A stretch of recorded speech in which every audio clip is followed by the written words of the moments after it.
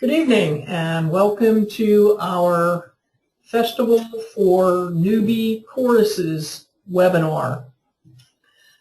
First, I'd like to introduce our presenters for this evening. Myself, Robin Godfrey, I'm the Executive Director of GALA Choruses, and Jane Ramsire Miller, who is the Artistic Director for GALA Choruses. Hello, everybody. There are 29 of you signed on as attendees. We're expecting up to 44 who had registered. You are all muted and will remain muted throughout this evening's webinar, but you do have the ability to submit questions. So as we work through the presentation this evening, feel free to type in a question in the question box on your screen. And as we have an opportunity, either Jane or I will respond to your questions. For any of you with us this evening who are with a youth chorus, there are some differences in the schedule for the youth choruses. So as we talk about who will be doing what, when, and where, just know that if you are going to be attending with one of the youth groups, your schedule will be a little different, and we will run some separate webinars later on specifically for the youth choruses. We'd like to start this evening by running a couple of poll questions so that Jane and I can have a little better sense of who's in the audience. So Jane, if you would go ahead and run the first poll question. So you have a place at the side of your screen where you can respond to this question.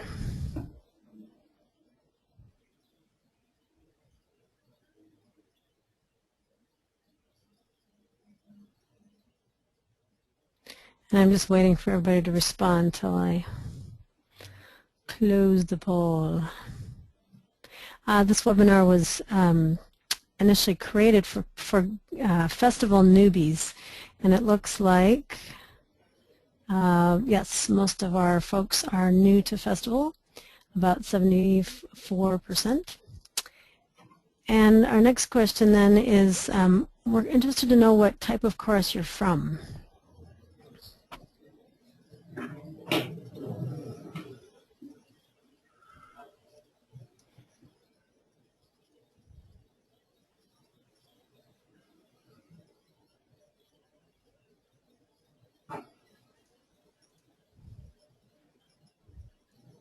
Okay, and just to put it in perspective, in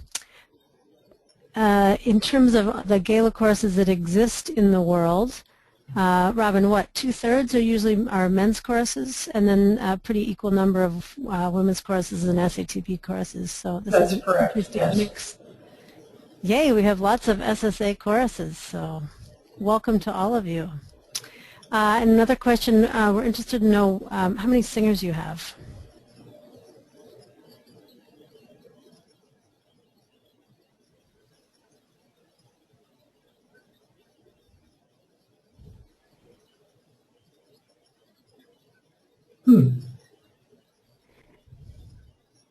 Okay.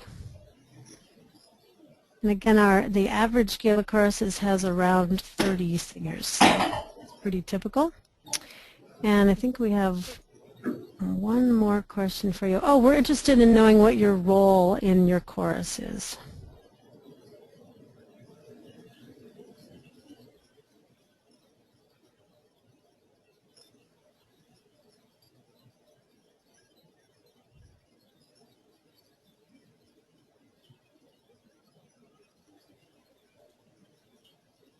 Okay, a lot of board members, that's great. So you can see the mix here. There is one more question for you. how long have you been around with your own chorus?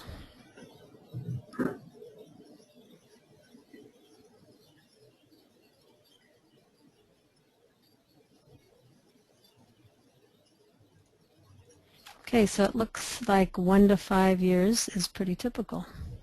Okay, we're going to move on. Thank you. Thanks much. It helps Gene and I to have a little bit of a sense of who's out there in the audience, and we can tailor our remarks to be reflective of the group of you out there. This slide just provides you with a little bit of history about the GALA Festival. This will be our 9th festival. We are back in Denver again for 2016, and we are expecting over 6,000 singers, representing 150 to 160 choruses and ensembles. Sorry, this will be our 10th festival. I was counting bars and forgetting there wasn't a bar yet for 2016. We thought we'd organize the webinar this evening around a couple of general themes. The first theme is trying to provide some orientation about just what happens at a GALA festival. For Festival 2016, we will be at the Denver Performing Arts Complex. It is one of the largest arts complexes in the world. There are 10 different performance spaces within the complex, and they're connected by a glass roof. The spaces that we'll use during festival are the Ellie Calkins Opera House, the Betcher Concert Hall, the Buell Theater, the Stage Theater, and the Sewell Ballroom.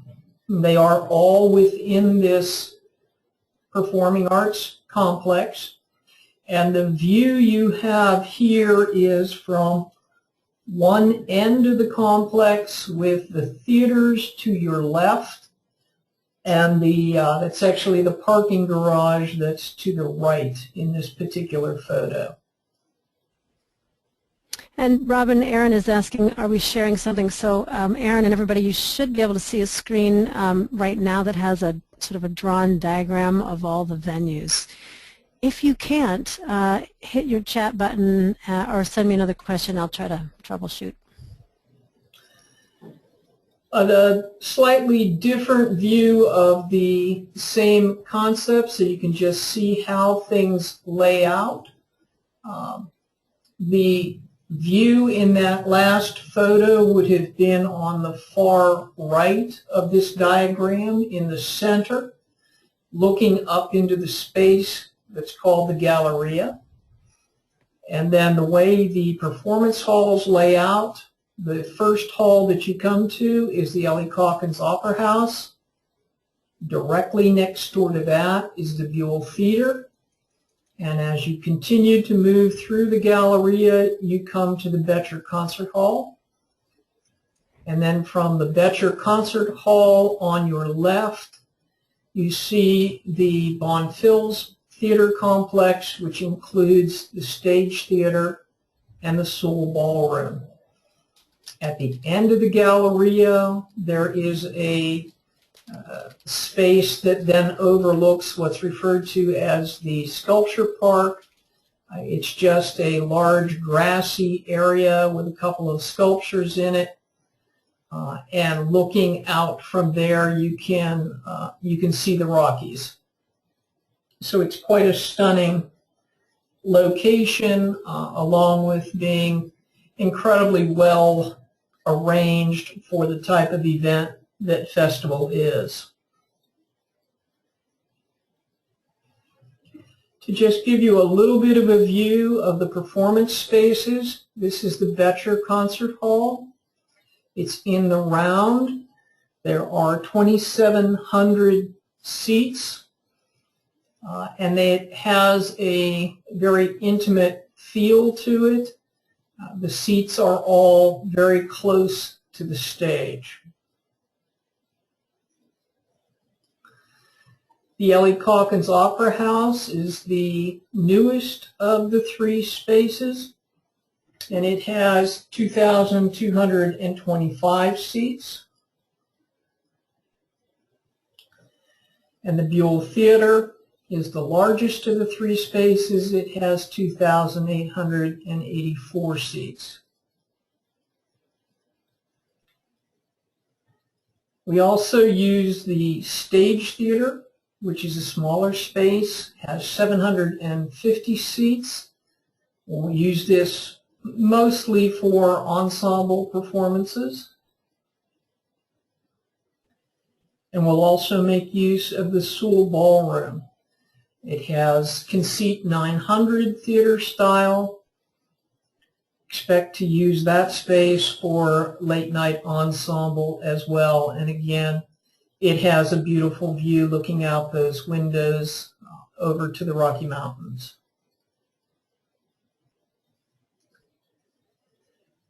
One of the first things you need to get a sense of for the vast majority of you for whom this will be your first festival is how the performance schedule lays out and how many different things are happening at the same time. So this schedule that you're seeing on the screen right now is where we are in the planning of Festival 2016, but it will undoubtedly change as more information becomes available. But it will give you a sense of how the schedule lays out. So you can see it's organized by day, starting with Saturday, July 2nd, where we'll run the opening concert twice to accommodate all of the delegates. And we'll also concurrently be running some ensemble festivals.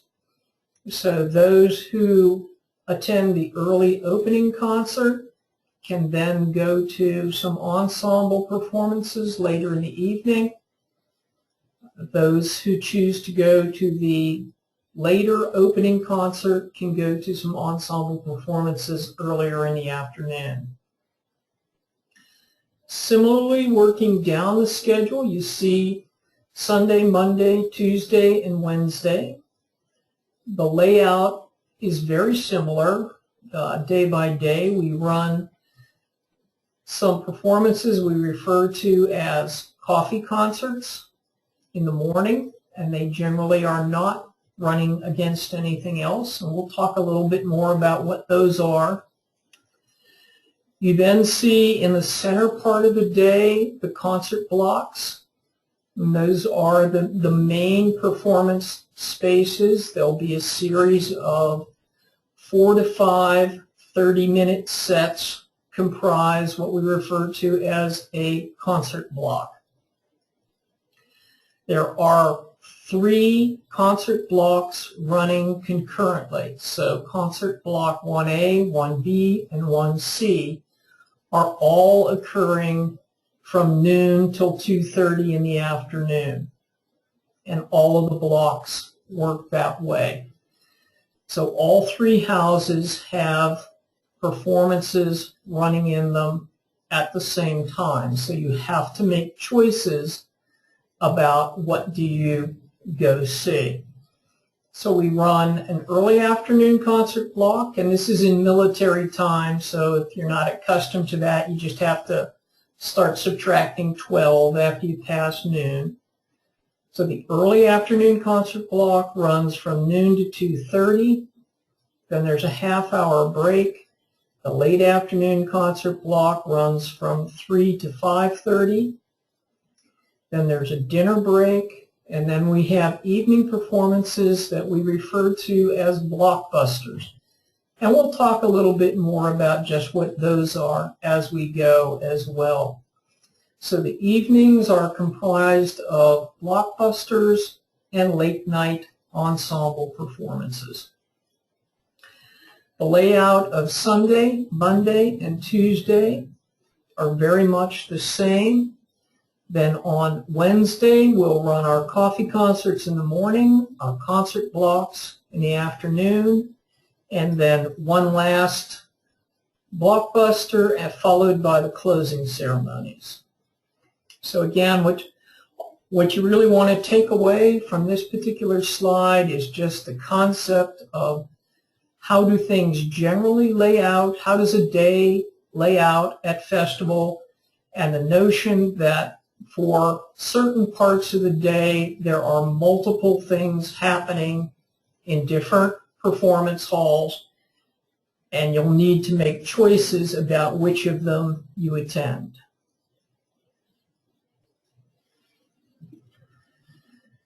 The opening events on July 2nd, there will be an opening concert which we will run twice so that everybody can get in to see it. Earlier in the afternoon, our host Colorado choruses are going to run some welcome events in the Galleria. There'll be some food and drink vendors in the Galleria, and there'll be a flash mob event at the Denver Pavilion. Jane, why don't you tell folks about the flash mob event? Okay, so on Saturday afternoon, as people are arriving, we're trying a new event that we've never done before. You can see the pedestrian mall here on 16th Avenue, and to the left, all these balconies that are connected to a bunch of, actually 2 blocks of shopping centers.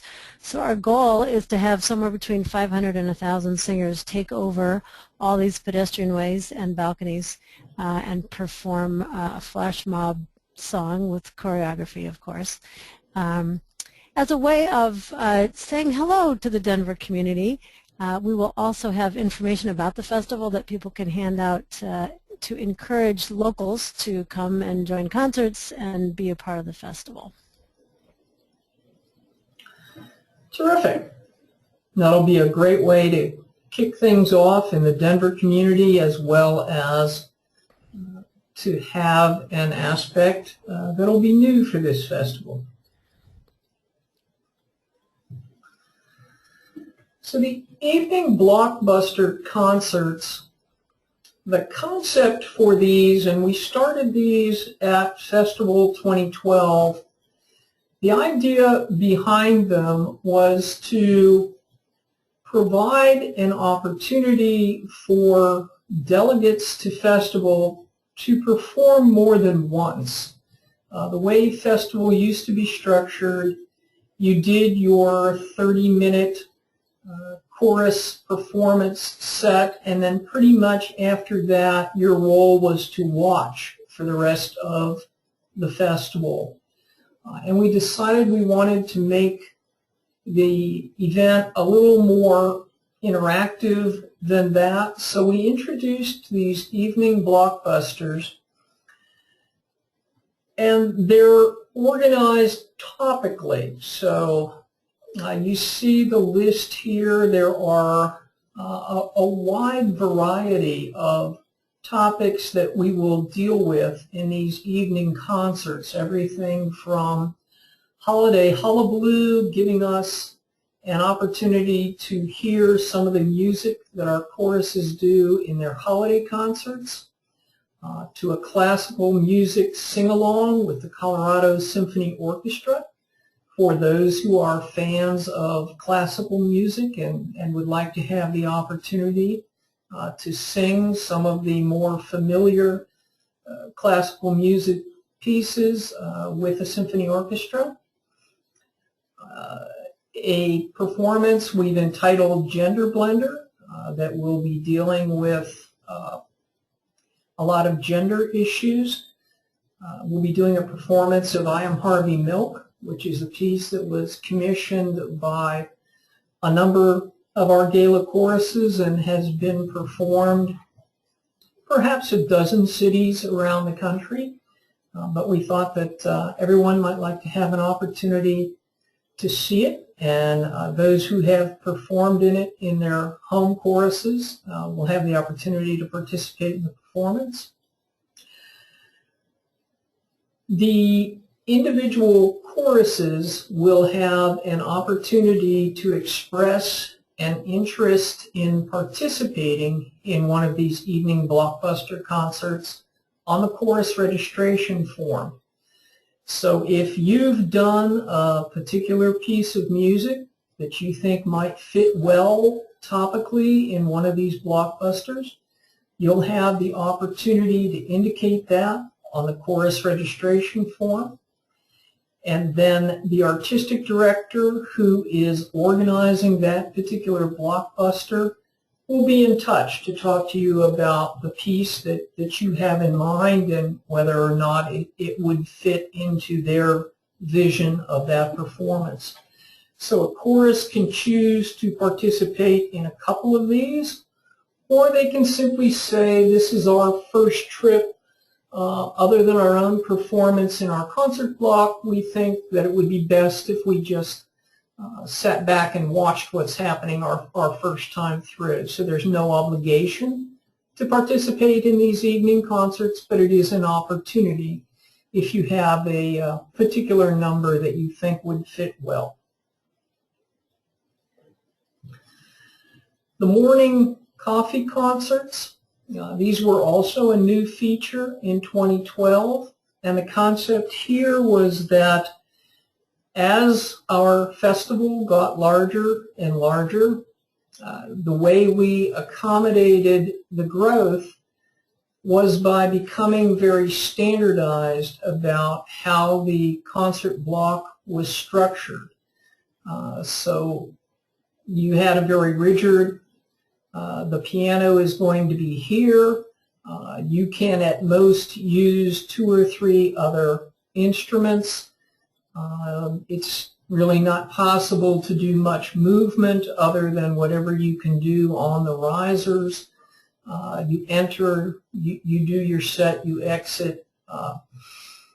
And it worked well in terms of helping us accommodate more and more choruses, but it also began to preclude choruses from bringing to festivals some of the most interesting and provocative things that they were doing at home.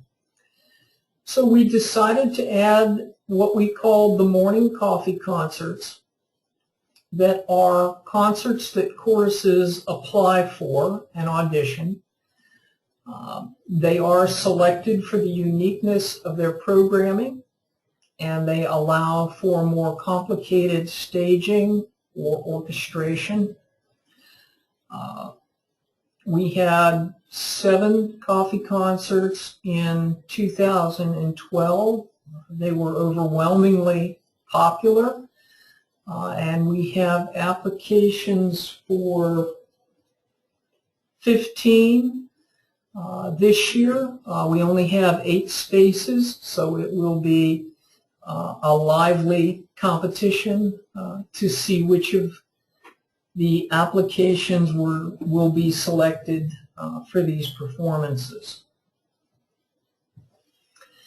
There are also a series of workshops that run in the mornings. Many of them are singer-focused with vocal training or learning to deal with aging voices or any number of other musical issues. We run some workshops for non-singing board members who are attending festival with their chorus, and also for chorus volunteers and administrative staff. So particularly for folks attending who are not singing and have some time in the morning to attend these workshops, they're a great opportunity to take advantage of some training. We have a number of highlights for women at Festival 2016. There's going to be a women's chorus performance evening in Boulder. The Sound Circle and Resonance Women's Chorus of Boulder are inviting the women's choruses to come up for the evening the night before festival opens. So it would be Friday evening before festival opens, and it'll be a very, very informal concert at their rehearsal space in Boulder, and it'll just basically be the choruses walk up to the risers, perform one number, one or two numbers, and then the next chorus comes on. Very, very informal and unrehearsed. A number of our women's choruses are participating in the Catherine Roma Commissioning Project Consortium.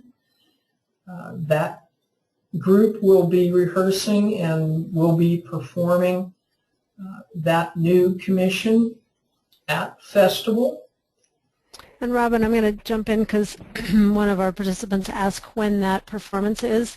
At this point on the schedule, it looks like the rehearsal for women's choruses will be Saturday early afternoon, and then the performance will likely be Sunday night as a part of an evening of large mass chorus commissions.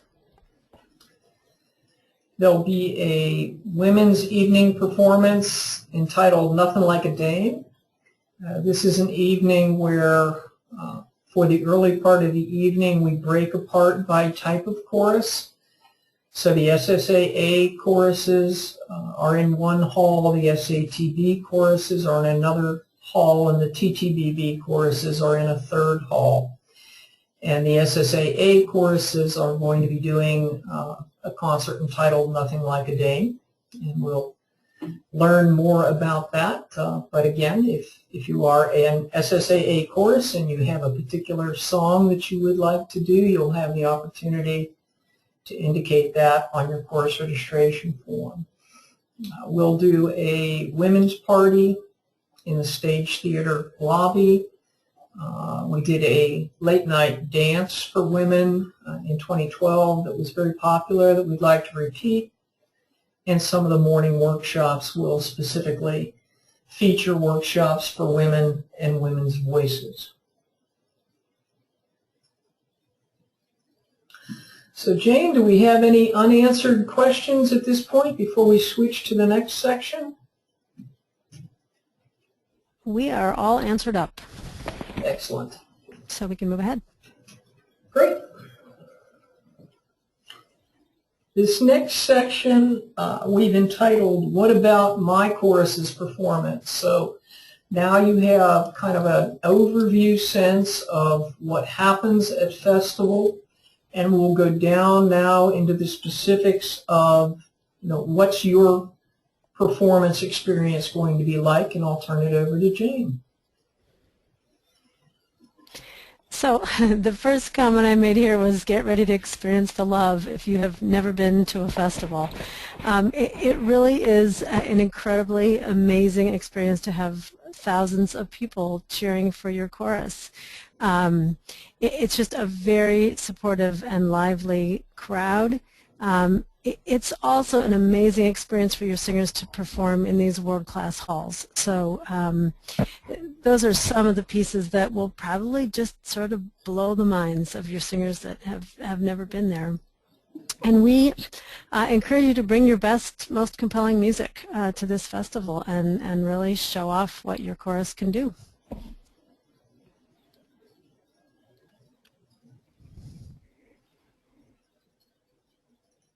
Hey, Robin. Next slide. Okay, so you have in your concert block 30 minutes to work with, and that includes your entrance time and your exit time and any kind of movement or transition that you have. And we're pretty strict about keeping you we are strict about keeping you those 30 minutes because believe it or not, in 5 days we have just under 200 performances. So we keep things moving really pretty quickly. Any movement of the piano, any instruments that you bring and need to have set up and mics attached, that will come out of your 30-minute set time. And so we'll talk about that a little bit later, ways to keep your set really simple and manageable so that you can spend more time making music and less time arranging things on stage. When you get on stage for your tech, you will have a grand piano provided, all the music stands you need. Risers, it's a little hard to see them here in this picture, but they're 4-foot deep platforms and as many as 5 levels high. In Betcher, the hall that's in the round, there are only 4. And again, you will be able to go on the website and download all kinds of stage diagrams and information that you might want to plan what your set looks like and where your people are standing. Keep in mind that, yep. Can you clarify for folks what happens in their tech rehearsal and what they can and can't do? I was just going to go there. Keep in mind that you have only 15 minutes on stage for a tech rehearsal. And really the most important thing that you need to do in that time is to make sure all your singers know how they get on stage, where they stand.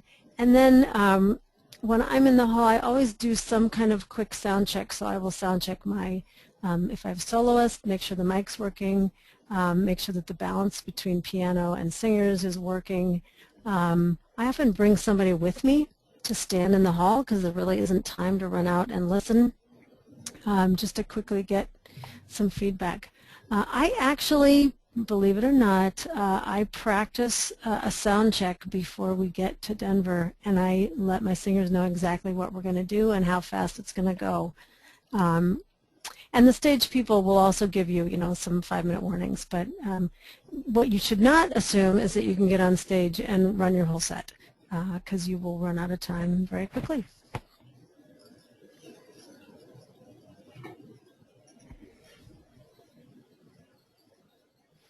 So these are just a couple programming tips. I would recommend that you plan about, if you're an artistic director or you're someone working with your artistic director on planning this set, about 23 minutes of music is a good thing to shoot for. If you're an ensemble and you have a 15-minute set, I'd say about 12 minutes of music. Part of the reason for that, I know it seems crazy, but there is so much applause that you really need to make sure you're planning for that. Sometimes when I'm programming, I actually will intentionally try to hold the applause and link a couple pieces together, just because I think that's a nice way to program, but also, it gives you a little extra time in your set. Choose some kind of programming that's really distinct, that shows you off as a chorus, maybe something that's mission related, because, we may sing at other non-queer related choral events, but this is a time to really show off who you are in terms of your mission. And also think about selecting the right amount of challenge. You want your chorus to shine, so not something that's particularly difficult that you aren't sure you can pull off in that setting. Make sure that it's feasible and you sound really great. I noticed that someone's asking if these slides are available. There are going to be all kinds of resources available, and we'll talk about that at the end. These slides will be available, and I also have a 2 or 3 page list of, it's just a Word document, these tips on programming and many more, and you can already download those off the website. And at the end, we'll have our email addresses, so you can also just ask if you can't find them for some reason. Also think about picking repertoire that works in whatever hall you're performing. So, for example, this is a photo of the Betcher Concert Hall, which is in the round. The audience actually sits on sort of 3/4 sides of this. So if you are performing in Betcher, you might think about some really interesting ways to use that circle and to play to all your audience members on either side. I also mentioned this, keep instrumentation really simple. Especially if it's your first festival, use this time to just kind of get used to what it's like being on stage. Also, keep the audience in mind.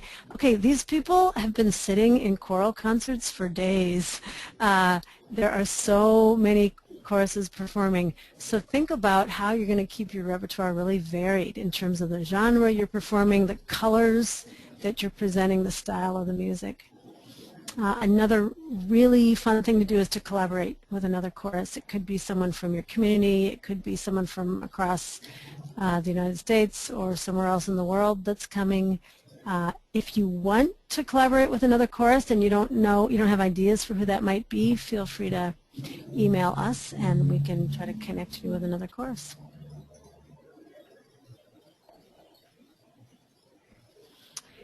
It's really important also that you prepare your singers, especially those that have never been there. Actually, the ones that have been there will need no preparation. They can help bring the others along because they are usually so psyched to come back. One of the things I do is incorporate festival testimonials into my rehearsal. So you could use this kind of PowerPoint as a way of describing what festival is and modify it, make it your own. But also take 2 minutes at a couple rehearsals and have singers who have been to festival just share what was exciting for them about it. I mentioned here the PowerPoint. We're going to have some videos that you will also be able to show and handouts that you can give to your singers. I also recommend, in terms of preparing, that you perform your set as it is for some kind of audience in your home community before you get to Denver, just so you've had a chance to run it and feel really confident. You might do something like bring in a vocal coach or bring in a local director and have them watch one of your run-throughs and give you feedback and suggestions. So this is just a list of the various ways that you can perform in addition to your concert block. For flash mobs, there is going to be choreography on YouTube that you can download and practice and learn along with the song that we're singing. Outdoor stages, some planned and impromptu kinds of performances. Show Tune Showdown is an event that's sort of a contest for ensembles to perform in, so we will have more information about that on the website. And Robin already talked about the Blockbuster concerts. One of the things that I would recommend is don't sign up for a whole bunch of things. We had last festival in 2012 was the first time we offered all of these options, and there were some choruses that signed up for 3 or 4 performances, and they were doing nothing all week except going to tech rehearsals and performing, and really missed hearing a lot of the performances. So pick and choose carefully what you want to be involved in so that you have plenty of time to hear other groups. Okay, before we switch over to talking about deadlines, we'll cover a couple of questions here. Can individuals participate in the Naked Man Blockbuster? Yes. Dr. Stan Hill is going to be conducting and organizing the Naked Man concert, and there will be more details, but yes, it is his intention that it be individuals, not, I mean, if everybody from a particular chorus wanted to participate, that's fine, but it will be organized on an individual basis. Question about registration. In March, you'll have the opportunity to register the chorus as a whole, and then in May, individual delegate registration will open. So again, there are 2 levels of registration. One level is your chorus, and if you have an ensemble which wants to perform as well. So chorus and ensemble registration open first, and then in May, delegate registration opens. So your chorus registers, and then each of your singers who are going to attend register as delegates. And as we work through the rest of the webinar, we'll have some more information on registration. The slides will be available, as well as a recording of this evening's webinar. You do get to this question about whether you get to request specific concert block times or venues. On the chorus registration form, you'll have the opportunity to indicate a first and second choice of venues. I guess we ask you for first, second, and third. I believe in 2012 we were able to get everyone into either their first or second choice. You do not have any input into when you perform. It is an enormous challenge to try to get 200 and some odd performances scheduled, and you do not have input into the when. What types of workshops are there for admin and staff?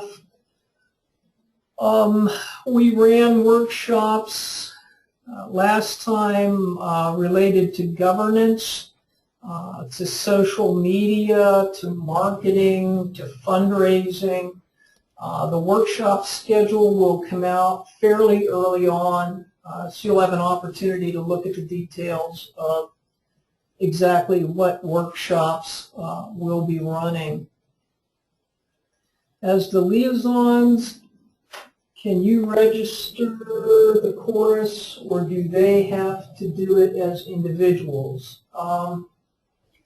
Again, let's think in terms of both tiers of registrations. Certainly the festival liaison can go in and submit the chorus and ensemble registrations. It will be possible for the festival liaison to register the singers, to do the delegate registrations, but they will all have to be submitted under individual email addresses, unique email addresses. So yes, you can register all of your singers, but you are going to have to register them one at a time under their own individual email addresses. I think that gets us caught up with questions for the moment, so we'll move on into what are the deadlines. One of the scariest things about your first festival trip is worrying about whether you've submitted everything you need to submit. So we're going to just run quickly through the primary deadlines. As we've mentioned a couple times now, chorus and ensemble registration will open in March, just about a month from now. Early delegate registration will open in May. All registrations of both types are online only. There is no submission of paper registrations. You do have the opportunity to mail in payment by check. Our preference is that payment be made by credit card, but understanding that some choruses don't have a credit card, or for whatever reason some delegates have a strong preference to pay by check. But the registration itself can only be done online. Chorus registration deadline, July 1st. Early delegate registration ends sometime in November. The chorus performance schedule, and as we work through the rest of the slides, we'll show you a little bit more about what each of these is. The chorus performance schedule will be announced in November. So in November of 2015, you will know when your chorus is performing. So for people who are unable to stay for the entire festival, that need to plan their time away from work, you'll know in November what dates you must be at festival in order to perform with your chorus. In January 2016, festival housing will open. In April, the music program and rehearsal space requests are due. The video introductions and the song lists and tech information is due. in May, the banner and consigned merchandise orders are due. And we'll go through each of these in turn now so you can have a sense of what they entail. So the chorus and ensemble registrations, the fee for your chorus registration is $350. If you also want to register an ensemble, that fee is $225. Important to note that your 2015 membership dues must be paid in order to register for festival. You literally will not be able to get to the chorus registration form online unless your dues are paid. We do expect to be oversubscribed for the number of performance slots that are available. And registrations will be handled on a first-come, first-served basis. We'll close registration when all the available performance slots are full, and we'll establish a waiting list.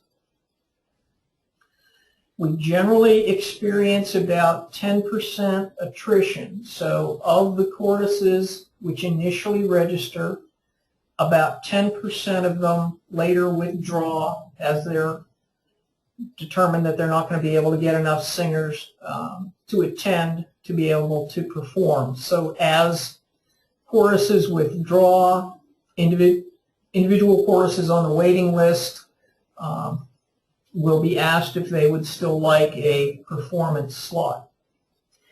So Robin, Sure.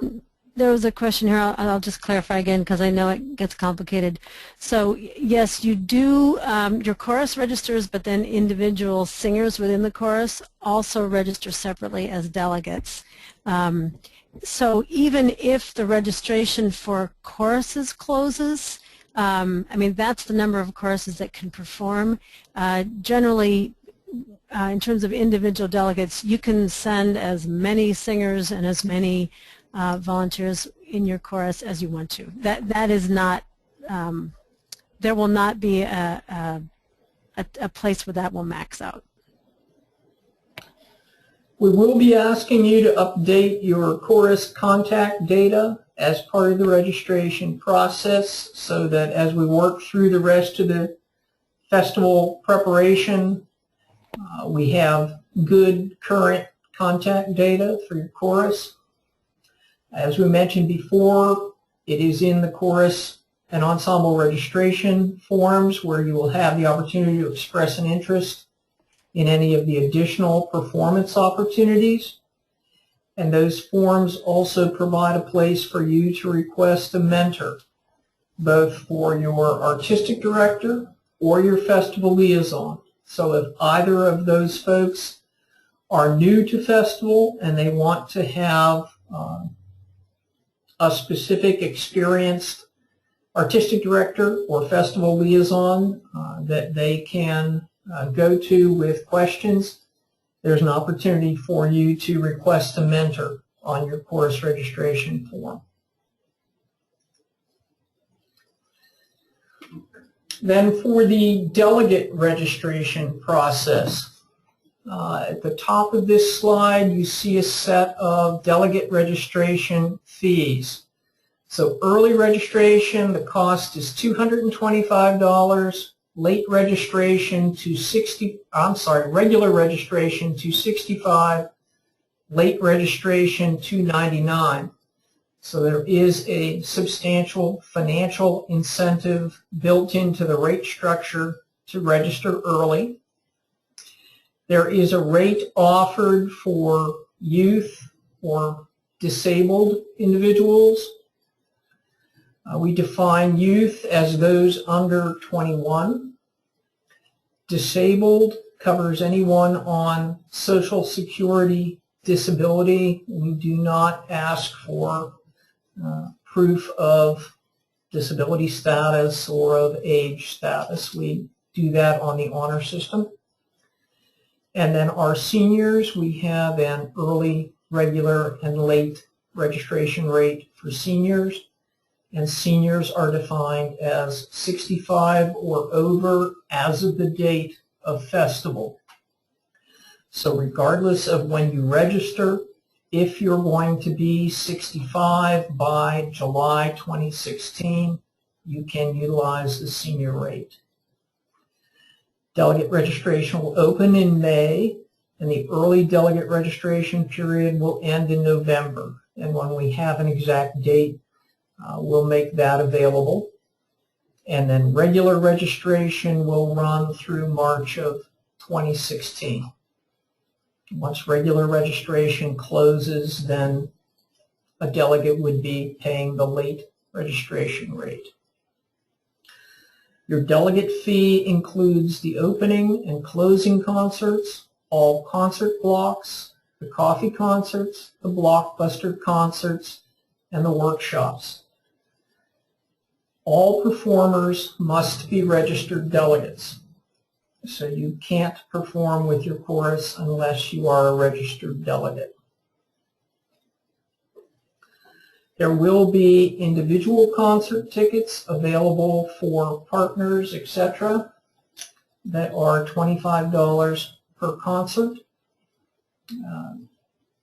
Individuals can run the arithmetic and determine whether it would be more cost-effective for them to register as a delegate than to buy individual tickets at $25 per concert, depending upon the number of concerts they intend to attend. So you don't have to be a singer to be a delegate. You must be a delegate. And you'll also be, you are a singer. And there will be a pretty clear list of who's performing when and the various concerts to help you make, or your partner make, a decision about how many concerts they want to attend in advance. Again, all delegate registration will occur online.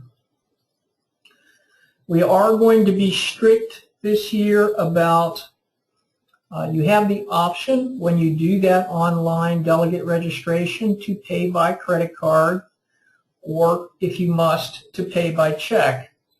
But if you register under the early rate, your check must clear here before the early delegate registration period ends.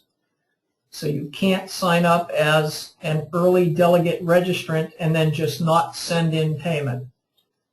You will lose your registration when early registration closes if you haven't actually remitted payment.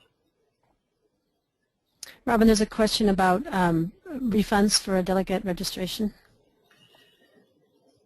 Yeah, we will provide refunds of 100% up to, and we haven't set these dates yet, but until sometime in the spring of 2016, 100% refunds will be available. After that, we'll go to 50% refunds. We kind of get to a point where we're no longer able to impact our costs. We'll be committed as to the number of people attending. So at that point, we have to go to a 50% refund. Someone's also asking if there's a military discount, and there's not a military discount, just the discounts listed at the bottom of this page. That's correct.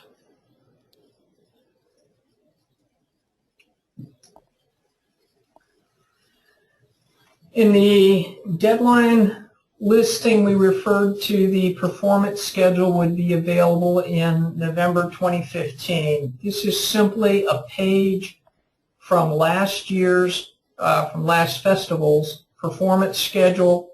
So when we say the performance schedule will be released, this is the document that we're referring to. The color-coded sections are split by performance hall. So when this document is released, you go in and find where you are, and it will tell you what hall are you performing in, what block are you in, what time does your concert start, and on what day, and on what day and time does your tech occur. So this is the point at which you will find out what theater are you in, and what day and what time. And you'll see that we try to mix up within a concert block women's choruses, men's choruses, mixed choruses, just so there's a nice variety. We mix up size of chorus, that sort of thing. These next couple of slides deal with the housing process. So GALA puts together a housing block. We have about a dozen or so hotels in the block. In this sketch, you can see the location of the Performing Arts Complex, which is the aqua-colored building, kind of center left down in the bottom third of the picture. The bright blue shapes are hotels, so you can get a sense of just how compact the whole setting is. There is kind of a yellow bar running through the middle of all this. That's the 16th Street Pedestrian Mall. There is a free shuttle that runs constantly up and down that 16th Street Pedestrian Mall. So should you happen to choose one of the outer lying hotels, I don't think any of them are more than 2 blocks from the pedestrian mall, at which point you could hop onto a shuttle, and then from the shuttle you are 2 blocks away from the Performing Arts Complex. So no matter what hotel you stay at, you've got nothing more than a 4-block walk at the most, and some of the hotels are extraordinarily close to the Performing Arts Complex. For those of you that are with youth choruses, if you look at the very bottom of the screen, sort of in the middle, this is a university area, and we are working on booking a place called the King Center for the youth choruses so that they would have their own space to rehearse and perform for each other on one of the first days that the youth arrive. Schedule shows the hotels that are part of the block, what the rate, what the festival rate is at that hotel, and how many blocks is it to the Denver Performing Arts Complex from that hotel. So there are a variety of price points. Sometimes the prices are simply a function of whether it's a 4-star property or a 3-star property. Some of them are also a function of how close they are to the Performing Arts Center. Housing will open in January of 2016. We'll run separate webinars on housing when we get closer to that date, but basically when housing opens, you'll be able to go online and reserve rooms at whatever hotel you choose. It is a bit of a scramble. People tend to jump on the hotel registration process the moment the system opens. So it's good to do a little planning ahead of time regarding what hotel property, if your chorus wants to stay in the same hotel, or if you're just going to let your singers pick where they want to stay and deal with it that way, whatever. But we will run an entire webinar on the housing process much later this year. Robin, Nathan's wondering if these prices are set or if they're likely to change. No, they are set. The contracts are all done already. And someone, Renee, is asking whether there are other options besides hotels. Yes, we had dormitories in Montreal, but I think only the Will the Curtis dorms be available, Robin? No. Okay. Those are now filled up by the local universities even through the summer. There is no dorm space available. We did check into dorm space at one point, and it was actually cheaper to pile people in rooms than to use the dorms, so that seemed to be a better option. Are rates based on quad prices? These are single double rates. The individual contracts differ a little bit for triple or quad occupancy. Generally, it's going to be somewhere between $15 and $20 on top of this rate to go to quad occupancy. Robin, someone's asking how many rooms are included in the contracts. I think that's what the blocks refer. Oh, no, I'm sorry. No, that's distance to DPAC. Never mind. I saw that on some other chart. Yeah, we'll release that at some point. The biggest block is at the Hyatt Regency at the Colorado Convention Center. We have 600 rooms per night there, and they range all over the place at the different properties. Most of them are in the 200 to 300 rooms, some less than that at smaller properties. And I'm noticing it's 8 o'clock. We probably have about 5 minutes left of the presentation, so just wanted to let you know that. The deadline that deals with submitting your song list and your technical information, you will literally go into our online planner. For those of you who have already gone in and done your dues, it's the same system that you'll be going into to register and also ultimately to enter your song list. So this is just a screenshot of what it'll look like where you go in to enter the songs that you're going to be performing in your set. And then you'll also, for each of those songs, you'll be entering who the composer is, what order is it in within your set, what's the copyright information, does this particular song use any soloists or instrumentalists, what your microphone needs are. And then this slide just shows that detail. So for a particular song, the top section of the slide is just some general information.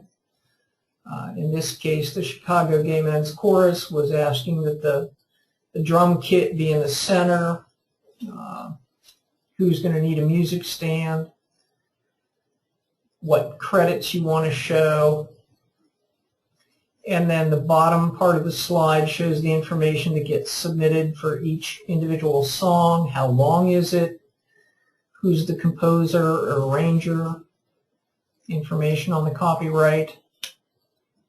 And then anything the backstage crew needs to know about what's going to be happening during this song, what props are being used, what choreography is going to occur. And again, there will be separate And the more you can tell us... Go ahead, Jane. Sorry, Rob. I was just going to say, the more you can tell us in terms of detail here, the better the tech folks will be in covering what you need. So this is an important part of the information you'll need to enter.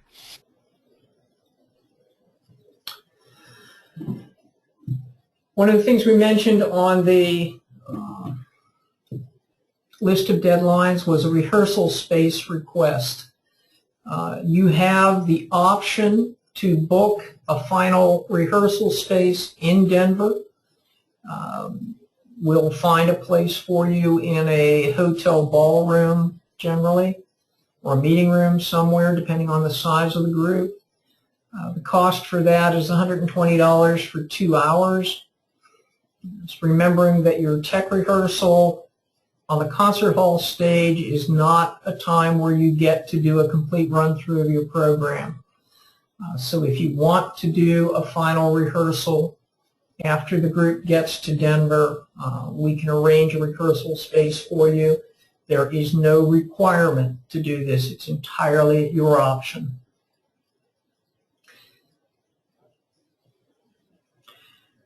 We're going to use a video introduction for the concert blocks for this festival. So instead of having an individual reading whatever introduction you might have provided, you're going to submit a 1-minute video that'll show on a screen while your chorus is coming out and getting themselves set on stage. We'll make some examples available of videos that were used for the European Various Voices Festival in 2013. We will specify a file format, but there's no special equipment that you'll need. You could shoot the video on a smartphone. It doesn't need to be anything fancy or greatly produced. It's just your opportunity to introduce yourself to the audience. It can be very, very simple, whatever you want to do with it. Robin, someone's asking about whether we're providing audio or visual recordings of the performance. As part of the chorus registration form, you'll have an opportunity to indicate if you'd like to purchase an archival audio recording.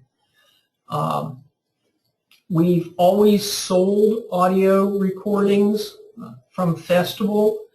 We found in 2012 that there was very little interest in purchasing audio recordings anymore.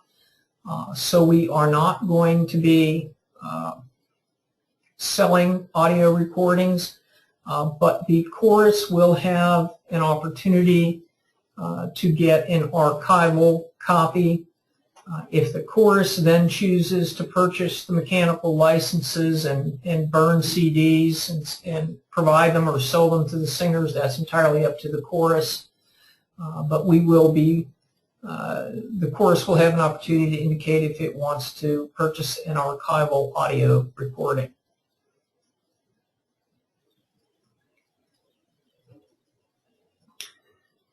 Another of the items from the deadlines has to do with festival banners.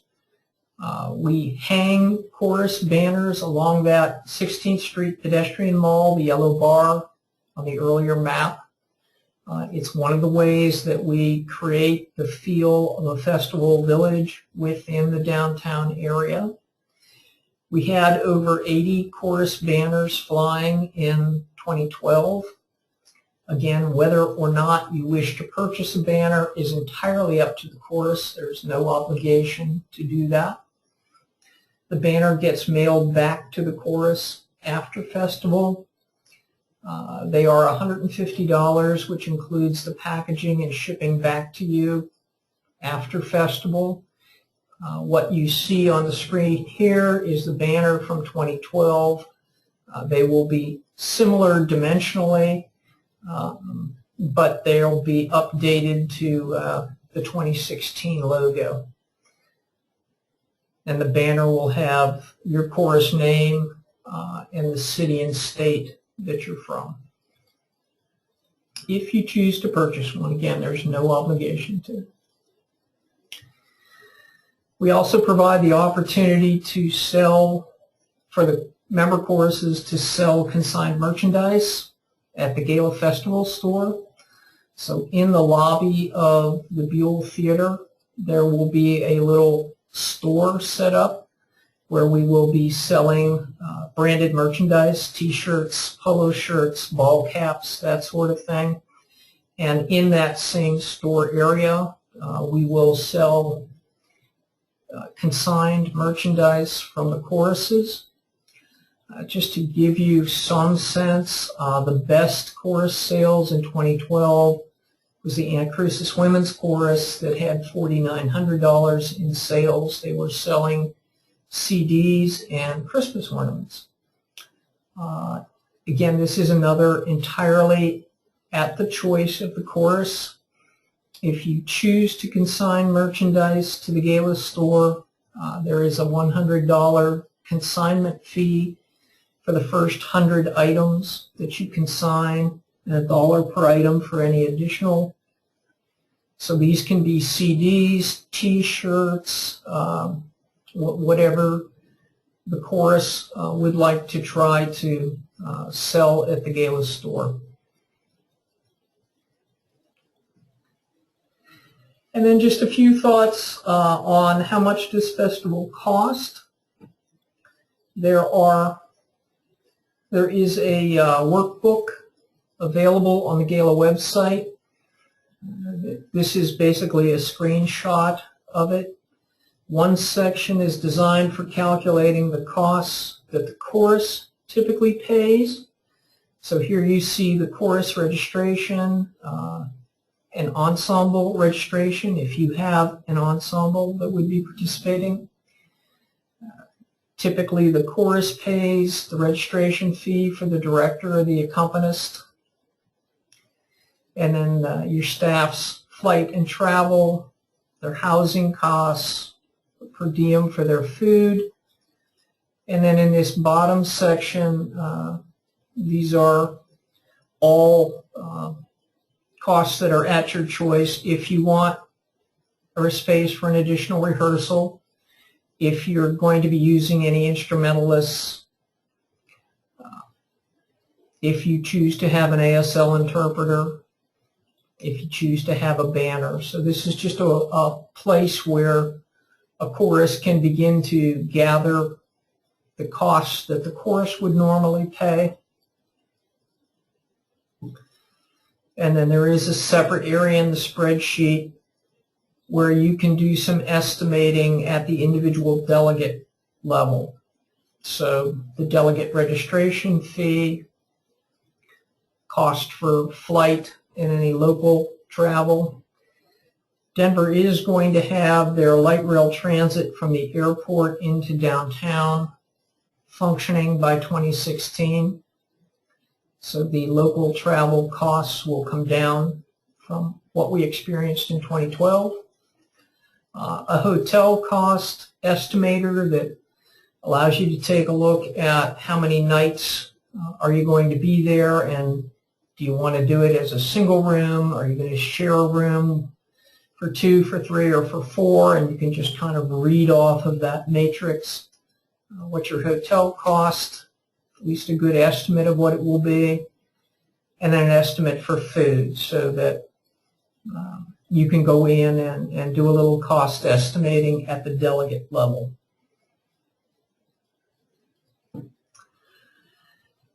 The way we handle scholarships, a chorus receives 1 waived registration for every delegate registered from your chorus. We don't get involved in deciding who is actually going to get that free registration. We simply alert the choruses that they've earned 1 or 2 or 3 or whatever the case may be, free registrations, and then we provide you with the instructions to go in and how do you register your free delegates. So the individual choruses will make the choice of who gets those scholarships. And Robin Blue was asking, do choruses need to register all 20 at once to get that scholarship? No. And the answer is no. No. Just once you get to that, it'll sort of tick that you have an extra, a free one. Right. We will let you know when you've earned another free delegate registration, and we'll give you the code to go in and assign that free registration to a specific individual. If there are any choruses who earn more free registrations than they need, we encourage them to donate those to choruses with fewer resources. What communications that you will see, there will be an ongoing series of webinars. We'll do housing webinars, registration webinars, tech information webinars. So there will be a whole stream of webinars that will happen over the next 12 months. Notice of those will come out the same way you found the notice of this one. They'll be in an e-blast. We will continue building the website, the festival website section, as more and more information becomes available and specific dates are cleared up. All of that will appear in the festival section of the website. All of these PowerPoint presentations and webinar recordings are available in the festival section. The budget spreadsheet is in there now in a section called Festival Fundraising. There's also something referred to as a fundraising cookbook that's in there that just has a collection of different fundraisers that our courses have used. And of course, information will go out by e-blast. Once the festival liaisons are identified in the course registration process, there will be a lot of information that goes to the festival liaisons, reminding them of upcoming deadlines and locations where further information can be found. Just a reminder that the GALA Leadership Symposium is coming up over Labor Day weekend in September of this year. It will be in Denver, so that those who have not seen the performance halls, we will have the opportunity for you to do a quick tour of the performance halls. The symposium offers special tracks for our youth choruses and board members, as well as artistic directors. Robin, we've got one final question here. In the fundraising cookbook, there's a mention of a gala-arranged African safari auction item. Is that still available? It is. The Zulu Nyala photo safari is an auction item that we can make available to you. The deal on it is a 50-50 split. So the group that provides that item, that owns the safari lodges in South Africa, if you auction off that item and you get $3,000 for it, you keep $1,500, and $1,500 goes to the Zulu Nyala people. So it can be a great way of raising money. We have lots of people. GALA uses this on a regular basis, and we have lots of people who have taken that trip. So if anyone is concerned about using the auction item and wants to talk to someone who has taken that trip, we can make that connection for you. I think that's the end of the list of questions. All right. Well, thank you very much for joining us this evening. Again, the slides and the recording will be available on the website. And if there's